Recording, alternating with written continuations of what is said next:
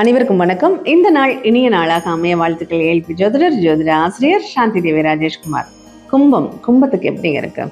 பொதுவா இந்த வருஷத்துல ஒரு 4 ராசிகள் மட்டும் கொஞ்சம் பலவீனமாக இருக்கக்கூடிய ராசிகள். நன்மைகள் பெரிய அளவுல எதிர்பார்க்க முடியாது. மேஷம், ரிஷபம், கடகம், கும்பம்.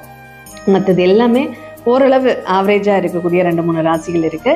நல்லாவே நன்மைகளை தரக்கூடிய ராசிகள் அப்படிங்கிறதும் இருக்கு. இப்போ இந்த கும்பத்தை பொறுத்தளவுல என்னென்ன விஷயங்கள்லாம் எதிர்பார்க்கலாம், என்னென்ன விஷயங்கள்லாம் இந்த காலகட்டங்களில் எதிர்பார்த்து வச்சுக்க கூடாது அப்படின்னா, வருமானம் பேலன்ஸாக தாங்க இருக்கும். ரொம்ப லாபம் கிடையாது, ரொம்ப நஷ்டமும் கிடையாது. ஏதோ வரவுக்கும் செலவுக்கும் உருட்டலாம், அந்த அளவுக்கு வாய்ப்புகள் இருக்கு.